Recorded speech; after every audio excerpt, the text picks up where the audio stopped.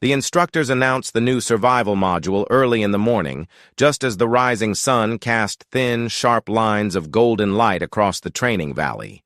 The alien cadets stood in formation, whispering nervously among themselves, because there was never a good reason for the instructors to gather everyone before the day properly began. The academy was notorious for its merciless trials, but this atmosphere felt heavier than usual. The air carried a strange tension, like the world itself knew that something brutal was about to start. Aaron, the only human in the group, sensed the shift immediately. He watched the instructors with a calm expression, though he could feel the nervous excitement building inside him. He had grown accustomed to their unpredictable methods, but he still respected the danger of each test. One of the senior instructors stepped forward, her tall frame casting a shadow across the cadets. She raised her clawed hand for silence, and the valley became still. With a slow, deliberate voice, she announced that for the next 3 days, all provided food sources would be completely removed from the camp. No rations, no nutrient packs, no emergency reserves. Everything had been hidden. The cadets were to survive entirely on what the environment offered, and the instructors would observe without interfering.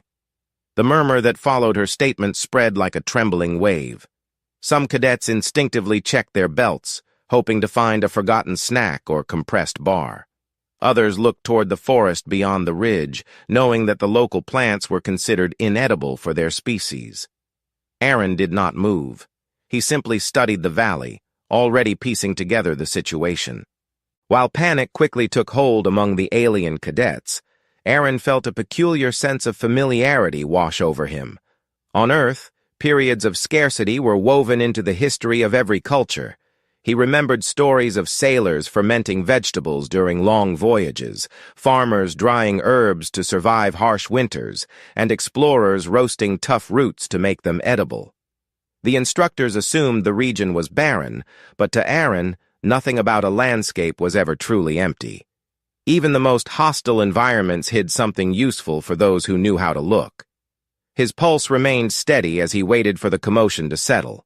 The instructors dismissed the formation, and chaos erupted instantly. Several cadets sprinted toward the supply shelters, convinced that something must have been overlooked. Others ran into the field, shouting in frustration as they overturned stones and pulled up plants, only to drop them when the bitter smell reached their sensitive senses. Many species in the group had strict dietary limitations, and the planet's flora contained compounds that irritated or sickened them. The disbelief on their faces deepened as more discoveries ended in disappointment. Aaron walked among them, observing quietly. He had no intention of following the others' frantic search. Instead, he knelt beside clusters of low brush and examined the leaves, stems, and roots with calm precision. From the moment he arrived at the academy, Aaron noticed how alien cadets tended to classify plants in rigid categories: edible, toxic, useless. There was no nuance in their approach. Most of the time, they avoided anything unfamiliar unless an instructor explicitly declared it safe. But humans came from a world where necessity forced creativity. Fermentation, drying, roasting, and soaking had transformed countless poisonous or bitter materials into nutritious food throughout Earth's long history. Aaron did not need instructions to know that processing could change everything about a plant. Even now, as he inspected the razor-edged leaves of a wild shrub, he saw opportunities the others could not recognize. He took a moment to analyze the environment. The valley was wide and filled with dense vegetation, but most of it had strong odors or textures alien cadets instinctively avoided. To Aaron, the sharp scents suggested the presence of tannins, acids, or alkaloids that humans had learned to tame over centuries. He ran his fingers along the surface of a fibrous root protruding from the ground. The exterior was tough, almost bark-like, but beneath it he sensed moisture and density. It reminded him of the coarse roots once used in traditional Earth villages to make fermented broths and preserved slices. He felt a glimmer of confidence. The instructors had not removed nature's offerings. They had only removed the cadets' certainty. As the sun climbed higher, the desperation of the others became louder. Two cadets argued near the stream, accusing each other of hiding secret reserves. Another group squeezed berries between their fingers, gagging at the acrid smell. The sight almost made Aaron smile. The berries were indeed impossible to eat raw, but he recognized their structure. With proper fermentation, many similar plants lost their toxicity and developed edible sugars. The problem was that no one here had the patience or cultural background to attempt such methods. Every alien cadet wanted immediate results, not slow transformation. This trial was designed to crush that impulse, and Aaron could already feel the instructor's eyes on him, evaluating every small decision he made. Instead of chasing after scraps like the others, he took a slow walk toward the deeper part of the valley. He needed to understand what the terrain naturally provided before making a plan. He crouched near a cluster of pods hanging from a thick, twisted vine. When he split one open, a powerful, sour aroma burst forth. Most aliens would avoid it because the acidity irritated their tongues, but to Aaron, the scent was promising. Acidic plants often became far more palatable when dried or roasted. Some could even be turned into crisp, nutrient-rich slices if processed correctly. He tucked the pod remains into a small pouch at his belt, already imagining what he could turn them into. The instructors continued to watch from the cliffs, silently judging every cadet's actions. They expected failure, especially among the species that depended on regimented nutrient packs. They had likely designed this trial to measure adaptability rather than brute strength. Aaron could almost feel their curiosity sharpening as he moved with purpose instead of panic. He knew that succeeding here required more than gathering a few edible leaves. He needed to transform what the valley provided into food that would not only sustain him, but prove that even the harshest environments could be conquered with knowledge.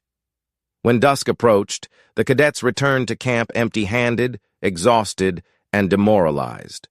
Aaron arrived later, carrying a modest collection of plants, roots, pods, and bark. The others looked at him with confusion and pity, certain he had made a pointless effort. None of them believed that any of those items could be consumed without causing pain or sickness. He did not argue with them or explain his intentions. He simply arranged his findings beside a flat stone and sat down with calm determination. The instructor's announcement had not intimidated him. If anything, it clarified his path. For the next 3 days, he would rely on methods the others did not understand, and he felt ready for the challenge. By the time night settled, the cadets lay restless and hungry, while Aaron examined the plants under the faint light of the camp's lanterns. He broke open roots, tasted tiny fragments to test their bitterness, and pressed leaves to identify their oils. Everything around him held potential. The instructors had hidden the food, but they had overlooked something far more powerful, the human ability to transform the inedible into nourishment. As he worked, he knew the real trial was only beginning, and the coming days would separate instinctive panic from deliberate innovation. He felt no fear, only curiosity and anticipation for what he would create next.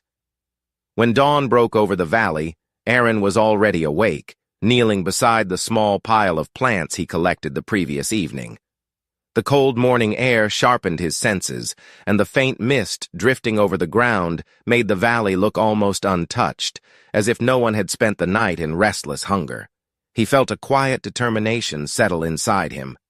The chirping of small insect-like creatures echoed through the brush, creating a steady rhythm as he began sorting through the materials he had gathered.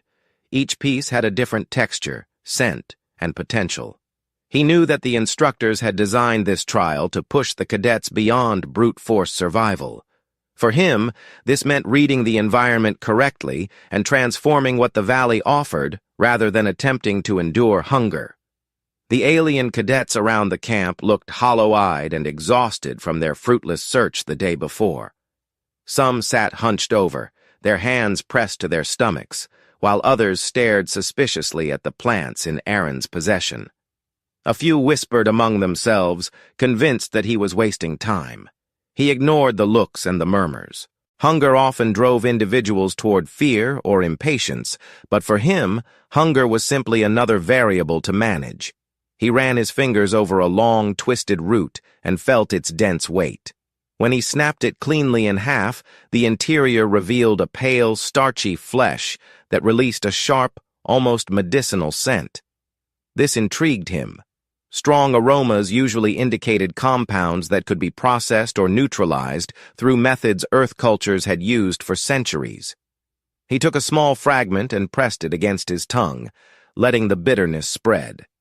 The taste was strong enough to make his eyes water, but the reaction told him exactly what he needed to know.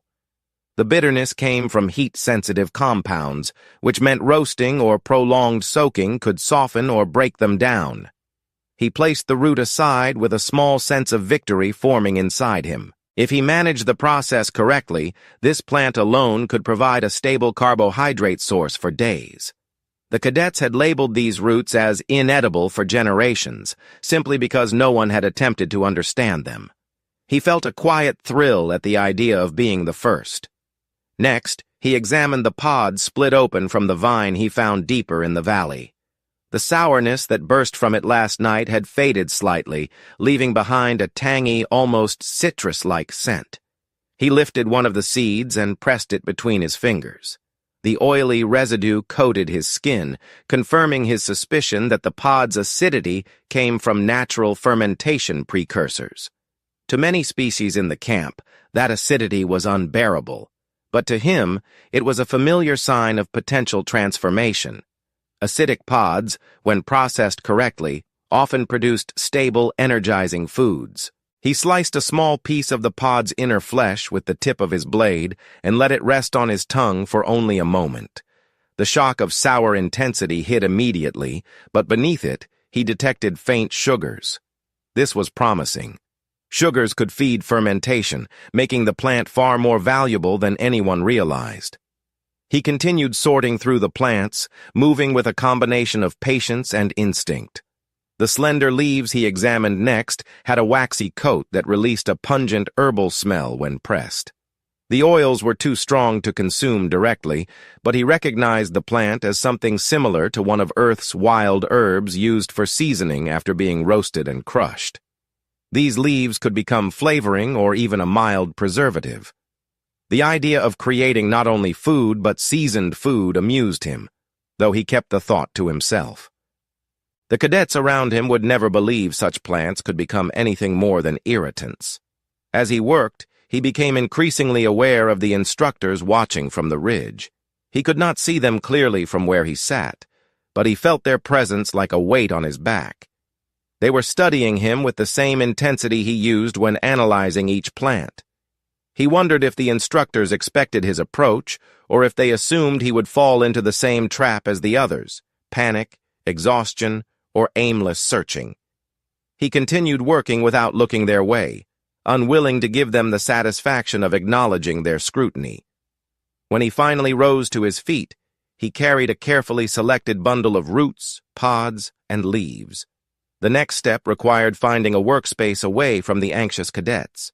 He chose a small clearing near a rocky outcrop where the sunlight fell in a steady, concentrated beam.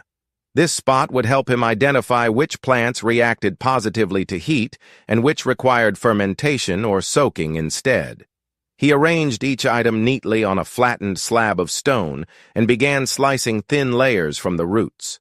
The fibers curled at the edges as he worked, releasing steam-like vapors in the cool morning air. Those vapors revealed everything he needed: how the compounds inside the plant changed when exposed to air, and how quickly the bitterness faded.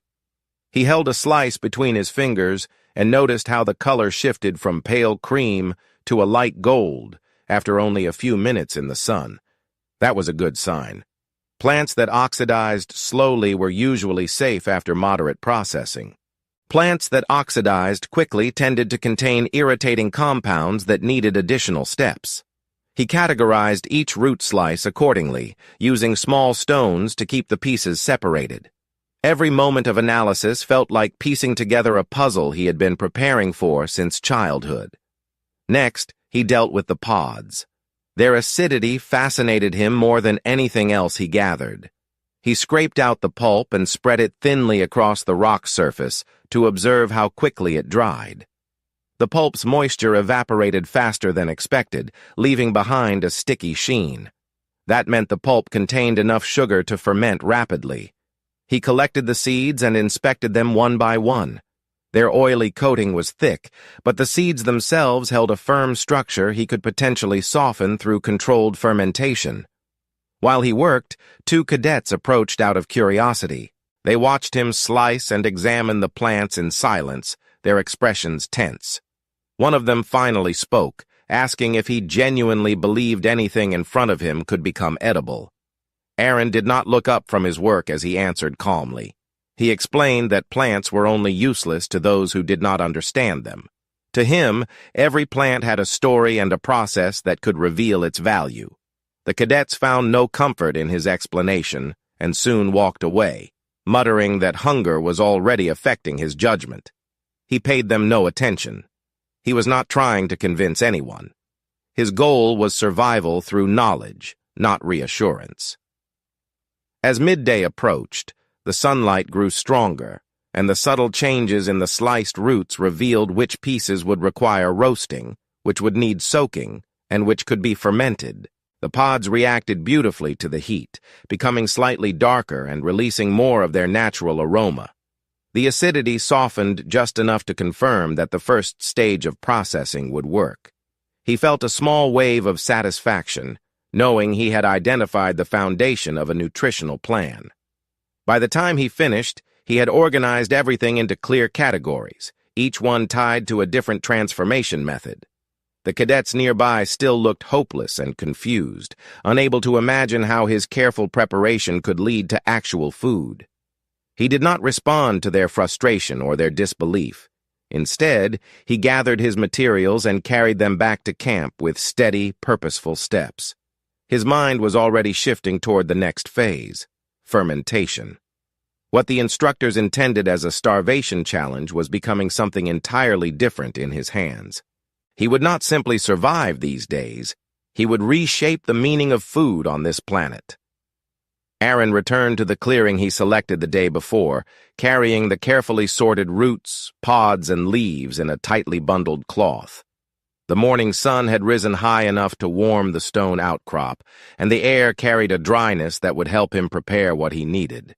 He knelt beside the rock and unwrapped his collection with deliberate calm, already planning the next steps in his mind. Fermentation required containment, controlled moisture, and minimal contamination. He had none of the tools typically used for the process, but he had something better, an understanding of how humans had once adapted fermentation techniques long before glass jars or metal containers even existed. He examined the area and immediately noticed a series of thick, cylindrical branches fallen from a massive tree on the valley's edge. The wood had a smooth, almost hollow structure, created naturally by insect activity that carved out the interior without destroying the outer shell. Aaron picked up one of the branches and inspected the inside. The cavity was deep and clean enough to serve as a base for a fermentation vessel. He selected several more branches of similar size, taking only those intact enough to hold moisture without leaking. Carrying the branches back to his working space, he began shaping them. He used a sharp stone and the tip of his blade to smooth the interior surfaces further, scraping away residue and loose fibers until the inner walls felt solid and uniform. The cadets nearby watched from a distance, whispering among themselves, confused by the humans' decision to carve hollow logs rather than search for food. Aaron ignored the stares. Every minute mattered, and fermentation required time to develop. If he did not prepare the containers now, he would lose hours of crucial microbial activity that could mean the difference between success and failure. Once the branch containers were ready, he turned his attention to sealing them. He needed breathable covers, material that allowed gases to escape during fermentation while preventing insects or spores from entering. He considered his options and reached for the broad leaves he collected earlier. These leaves had naturally tough fibers and a waxy surface, which made them durable and resistant to tearing. He tested one by folding it over the mouth of the wooden cylinder, tapping lightly along the edges. The leaf held its shape perfectly. He repeated the process with several more, trimming them to size until each vessel had a fitted, breathable lid. However, the leaves alone would not stay in place. He searched the ground for vines thin enough to twist into binding cords. After gathering a bundle, he stripped the vines of excess bark and twisted the flexible inner fibers into long, rope-like strands. He wrapped the strands around the wooden vessels until each leaf cover stayed firmly sealed, allowing just enough space for air to pass. The process took longer than he expected, but the final result satisfied him. These crude jars were not elegant, but they were functional, purposeful, and perfectly suited for what came next. With the vessels ready, he shifted his attention back to the plants. The roots needed to be broken down further before fermentation could begin. He sliced them into thin strips, careful to maintain consistent thickness so the microbial activity would spread evenly. The aroma of the exposed flesh intensified as he worked, releasing hints of bitterness that made several cadets recoil when the wind shifted toward them. To Aaron, the scent was a sign of progress. Unprocessed, yes, but full of potential. He placed the sliced roots into a shallow stone basin and poured a small amount of water from his canteen over them. The water softened the fibers quickly, allowing him to massage the slices until they grew pliable. Next, he focused on the acidic pods. The pulp he scraped out the day before had dried slightly, forming a tacky layer across the rock surface. He gathered it carefully, rolling it into small clumps that still retained enough sugar to kickstart fermentation. The seeds required special handling. He scraped off the oily residue coating them and cracked a few open to check the inner flesh. Most were firm and suitable for fermenting alongside the pulp and roots. He mixed everything together, kneading the plant material into a thick, fragrant mass that began warming under his hands. That warmth meant the natural sugars had begun interacting with airborne microbes, exactly what he needed. He spooned the mixture into the hollow wooden vessels, packing it tightly, but leaving enough room for expansion. The aroma that rose from the containers shifted subtly as he worked. It no longer held the sharp, aggressive sourness of the raw pods. Instead, the mixture had begun producing a softer, almost earthy scent. He recognized the early signs of mild fermentation. It was slow, but it would strengthen over the next several hours. When the first vessel was full, he sealed it with the leaf cover and tied the vine strands tightly. The process repeated smoothly with each additional vessel until all the plant material was stored. He lined the jars in a shaded part of the clearing where the temperature stayed consistent throughout the day. Fermentation required stability, not direct sun. He brushed off his hands and stepped back to observe the setup. The jars stood arranged in a neat row, each one holding enough potential food to sustain him for days if the process succeeded. The cadets watching from across the clearing exchanged uneasy glances. One whispered to another that the human was performing rituals instead of survival tasks. Another insisted that the containers would rot or explode. Aaron heard their concerns but did not turn to acknowledge them. Hunger twisted their emotions, and he would not feed the tension with explanations they had no desire to understand. Instead, he focused on the next part of the plan. Fermentation was only the first step. Once the microbes began their work, the roots and pods would soften, their toxins would break down, and their flavors would mellow. But to ensure everything developed safely, he needed to monitor the jars throughout the day. He pressed his ear to one vessel and listened carefully. A faint bubbling sound vibrated against the wooden walls. That sound filled him with a deep sense of satisfaction. Life was already transforming the mixture inside, turning bitterness into nutrition, turning raw plant matter into usable food. Time passed slowly as he adjusted the jars, rotated them slightly to maintain even processing, and inspected each leaf cover for signs of swelling. The sun dipped gradually toward the western ridge, casting long shadows across the clearing. He felt the dryness of the air shift toward evening coolness, which would slow the fermentation but not halt it. He counted that as an advantage. Rapid fermentation risked spoilage. Slow fermentation offered stability. As dusk settled, he carried the jars closer to camp, arranging them behind a large stone where the temperature remained stable through the night. Several cadets followed him at a distance, whispering nervously as the jars emitted soft pops and faint hissing sounds. Those noises unsettled them, but Aaron knew they were the natural release of gases building inside. To him, those sounds were a quiet celebration of progress. When darkness finally blanketed the valley, Aaron sat beside the row of jars, listening to the rhythmic bubbling inside each container. The camp around him was restless again, cadets shifting uncomfortably, trying to sleep through gnawing hunger. He felt the emptiness in his own stomach, but it did not frighten him. He knew what was coming. By morning, the first stage of fermentation would be well underway. By the next day, he would have a foundation for real food. He rested his hands on the warm surface of the nearest jar, feeling the small pulses of life working inside. The instructors had intended to strip him and the others of every advantage. Instead, they had given him the perfect stage to demonstrate something they had forgotten to account for: the human ability to transform the inedible into nourishment through patience, observation, and skill. He closed his eyes, listening to the gentle bubbling, already planning the next phase: drying and roasting, the final steps that would turn these jars of fermenting plants into something no alien cadet had ever tasted. The morning after the fermentation began, Aaron woke with a sense of urgency. The bubbling inside the makeshift containers had changed in tone during the night.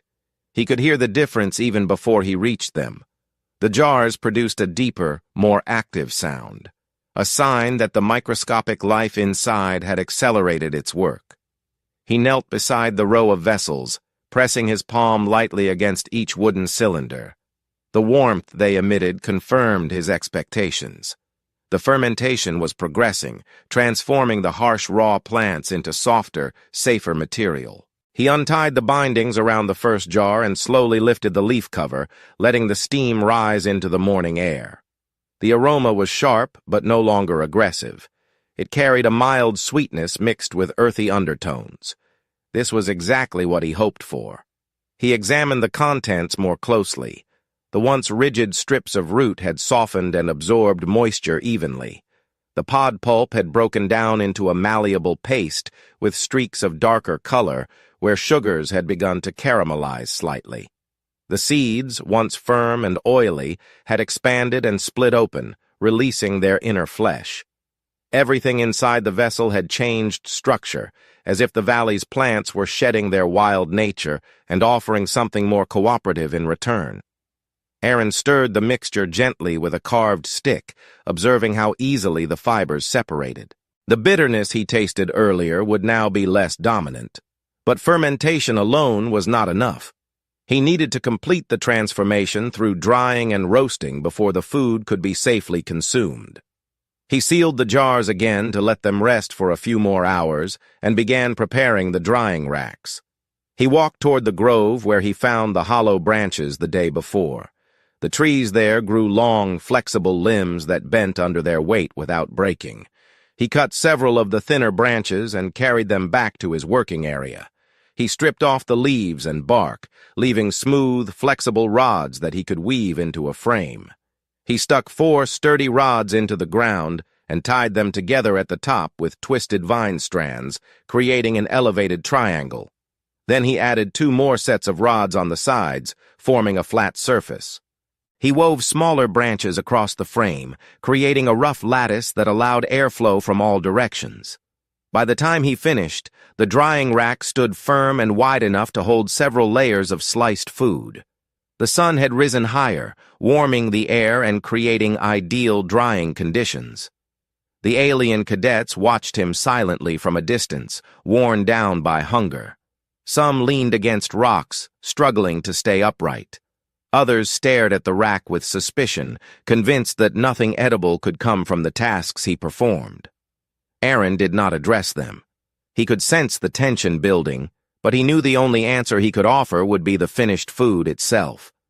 He returned to the jars and opened each one carefully. Using his carved stick, he scooped out the softened plant material and laid it onto the drying rack in thin, evenly spread layers. The roots formed long ribbons that glistened slightly in the sun. The pod pulp, now smooth and pliable, spread like paste across the lattice. The seeds rolled into small pockets between the branches.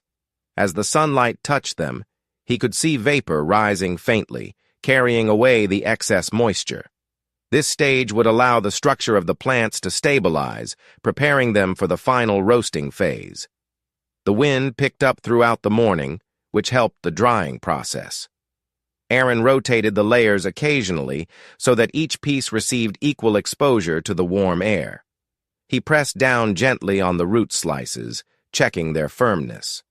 They gradually shifted from limp, fermented strips into resilient pieces with a leathery texture.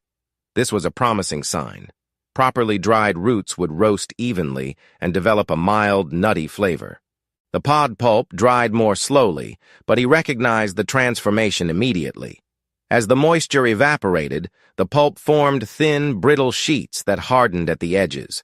Once roasted, these sheets would crumble easily, making them suitable as additions to other food or as standalone snacks.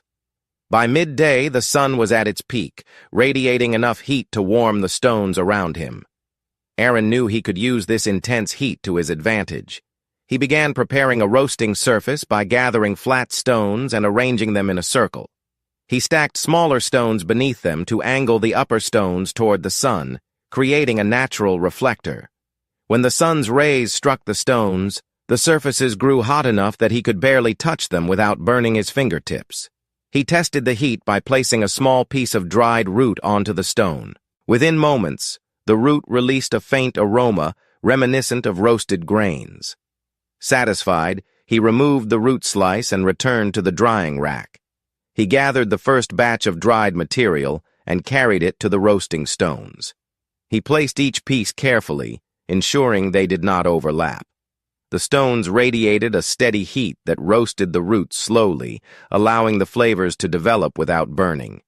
The aroma drifted through the clearing, drawing the attention of several cadets who had nearly given up on their own efforts. The scent puzzled them.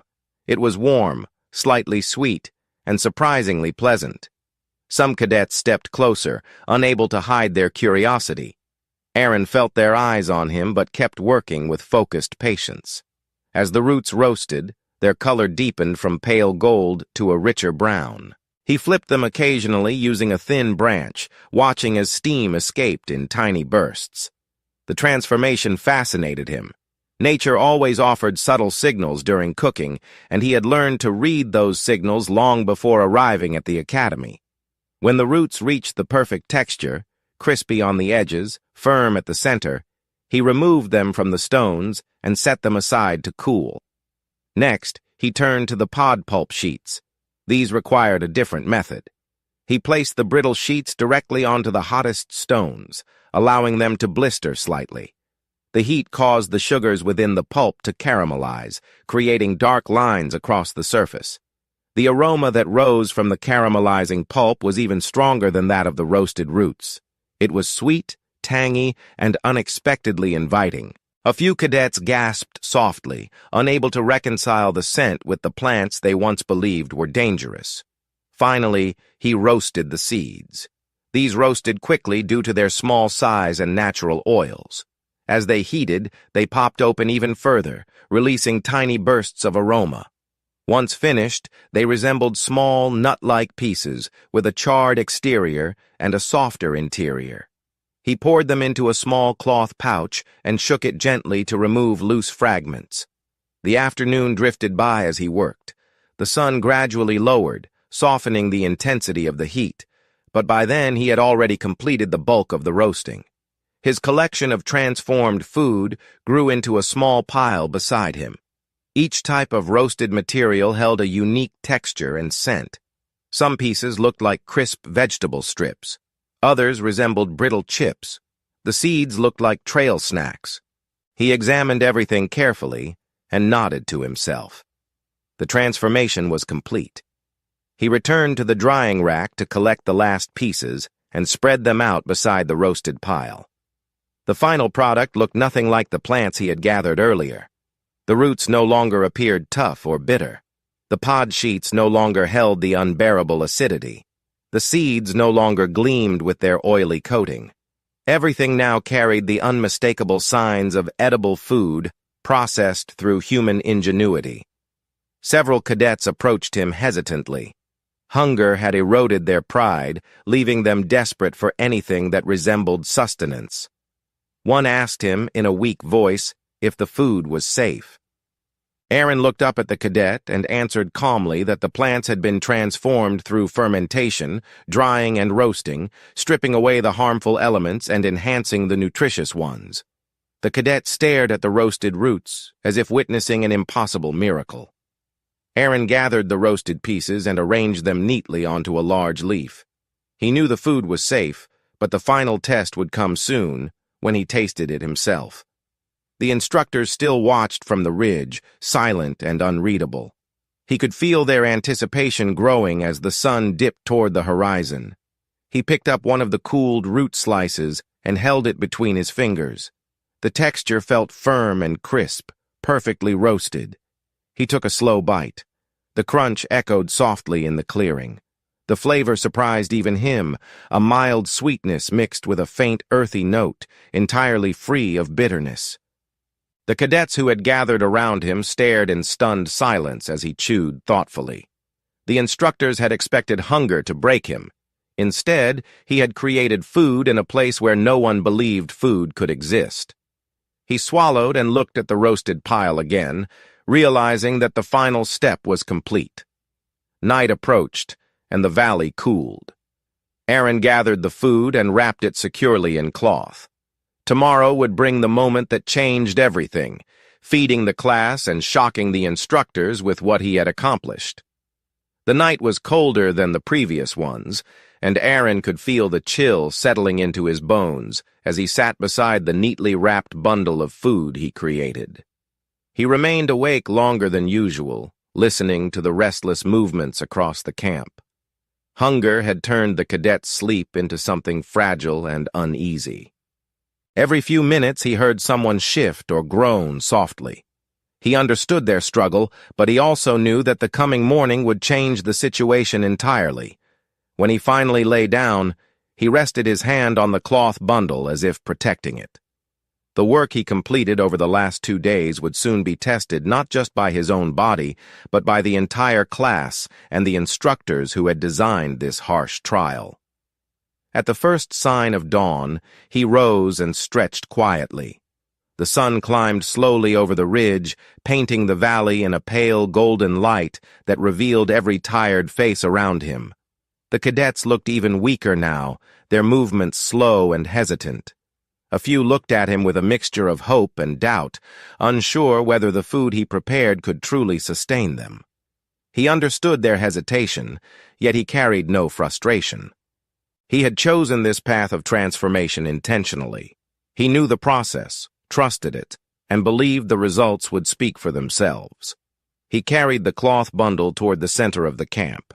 As he opened it, the aroma of roasted roots and caramelized pod slices drifted into the morning air. Several cadets lifted their heads, their eyes widening at the unfamiliar yet inviting scent. For a moment, the valley grew silent. Even the small insect-like creatures hiding in the brush seemed to pause. The food did not resemble anything grown in the region. It carried hints of sweetness, warmth, and a complexity none of the cadets expected from the harsh plants of this world. Aaron chose a flat stone as his work surface, unfolding the cloth carefully. He arranged the roasted roots, seeds, and thin sheets of processed pulp into separate sections. The food glowed softly in the early sunlight, as if announcing its readiness to be consumed. He tested another piece himself, breaking off a small bit of roasted pod sheet. The texture was exactly as he hoped, crisp and light, and when he placed it on his tongue, it dissolved into a tangy, slightly sweet flavor that lingered pleasantly. He nodded to himself. It was safe, nourishing, and stable. The first cadet approached him hesitantly. The cadet was a slender alien with large dark eyes and a trembling voice. He asked if Aaron would allow him to try a small piece.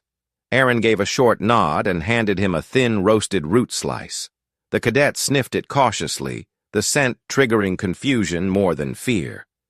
When he finally took a tentative bite, the crunch echoed faintly.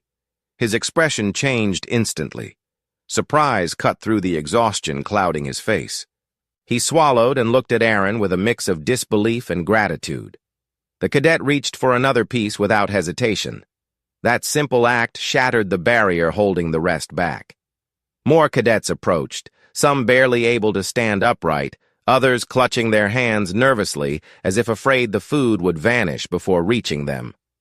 Aaron allowed each one to take a portion, watching closely for any reaction that suggested discomfort. Instead, relief and astonishment spread across their faces. The food, once feared and dismissed, now revived them in real time. A burst of color returned to their complexions. Their shoulders straightened. Their eyes settled with sharper focus.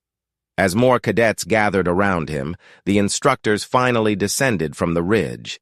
The lead instructor approached with a measured pace, her expression controlled but tense. She folded her arms and studied the scene with unblinking intensity.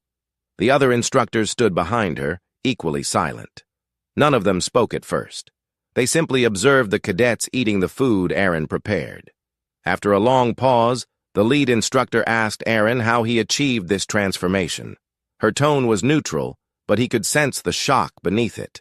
He responded with calm precision, explaining how he fermented the harsh roots and acidic pods to break down toxins, then dried them to stabilize their structure, and finally roasted them to produce safe, flavorful nourishment. He spoke without arrogance or pride, but with the confidence of someone who understood the process intimately. The lead instructor knelt beside the stone and inspected the remaining food. She lifted one of the roasted roots and examined its texture. She held it between her claws and sniffed it lightly before placing it into her mouth. The instructors behind her stiffened, startled by her choice to eat something made from plants their academy had long considered unsuitable. She chewed slowly, assessing each part of the flavor. Her eyes narrowed, then widened faintly. When she swallowed, she looked at Aaron with something new in her expression: respect. She stood and addressed the other instructors. She spoke in a steady voice, announcing that Aaron had succeeded in the module not by bending the rules, but by expanding the very definition of survival. He did not resist the environment. He collaborated with it. He used knowledge instead of instinct, precision instead of fear. In doing so, he not only fed himself, but also demonstrated that the valley's vegetation had been misjudged for years. The announcement triggered a wave of astonishment among the cadets. Many had believed the trial was unwinnable. Now, standing in the presence of undeniable proof, they realized that their understanding of food and survival had been far narrower than they imagined. Some approached Aaron, thanking him with sincerity that surprised even themselves. Others asked if he would teach them the methods he used, eager to learn skills that could reshape their approach to future missions. The lead instructor addressed the entire group, declaring that the academy would record Aaron's techniques and integrate them into future training programs. His methods, she said, demonstrated the adaptability and resourcefulness that represented the true spirit of survival. She added that the lesson extended far beyond the valley. Every ecosystem held hidden possibilities, but only those who observed without fear or assumptions could uncover them. Aaron listened quietly. He appreciated the recognition, but his satisfaction came from something deeper. He had taken plants the cadets recoiled from, plants considered worthless, and revealed their potential. He had shown that survival was not an act of desperation, but an act of understanding. He felt a quiet pride that did not need applause. The cadets finished eating, their strength returning with every bite. Conversations grew lively again. The valley, once filled with tension and despair, now buzzed with renewed energy. Some cadets laughed for the first time in days. Others shared pieces of the roasted roots among themselves as if celebrating a small victory. As the sun rose higher, the instructors ended the trial, praising the cadets for their endurance, but commending Aaron specifically for his innovation. He packed the remaining food into his cloth, knowing he no longer needed it, but unwilling to waste what he had worked so hard to create. When the group finally left the valley, Aaron walked at the front, not because he claimed leadership, but because the cadets naturally followed the one who had given them strength when they needed it most. The instructors watched in silence, aware that something had shifted among the students. The human who many believed would struggle had instead redefined the very meaning of the test. In the end, the trial became more than a challenge of endurance. It became a lesson in perception. What was once feared became nourishment. What was once dismissed became valuable. And what was once considered impossible became a demonstration of human resilience and ingenuity. Aaron carried this knowledge with him, knowing it would guide him in the challenges ahead.